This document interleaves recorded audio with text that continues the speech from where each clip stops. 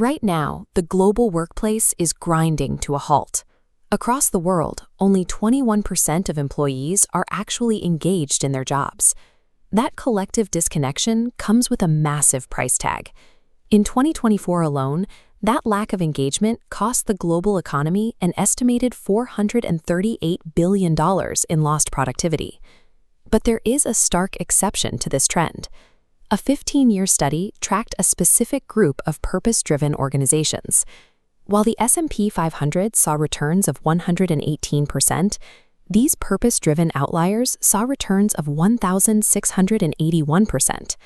This financial dominance extends across multiple industries.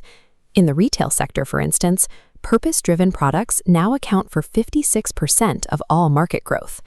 These figures indicate that employee engagement functions as a primary, quantifiable engine of global economic output. This diagram illustrates the difference between job satisfaction and true engagement. Someone can be satisfied doing the bare minimum for a paycheck, whereas engagement requires a dynamic, emotional investment in the work and the team.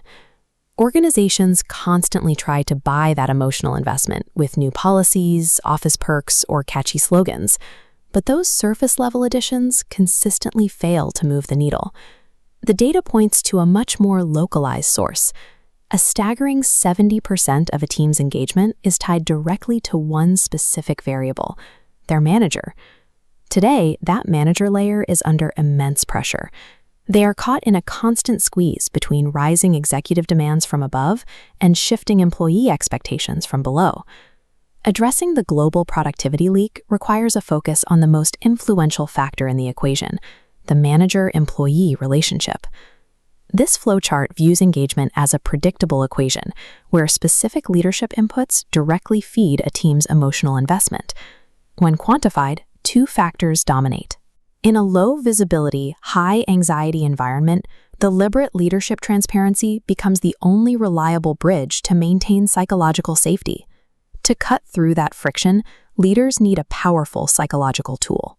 That tool is purpose. This inverted pyramid of purpose helps leaders align teams. The top tier is the overarching organizational purpose. Next, managers translate this into a group sub-purpose.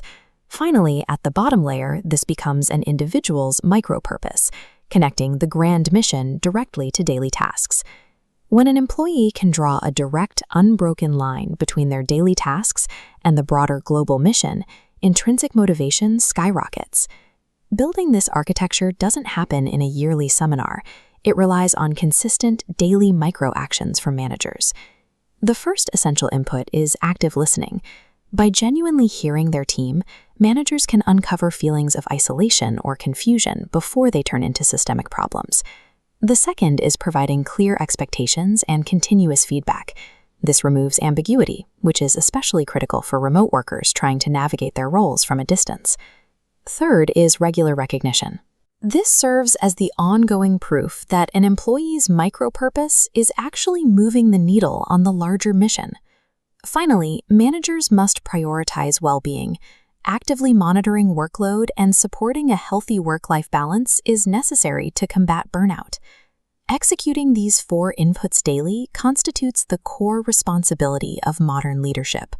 This chart shows the measurable return on that investment.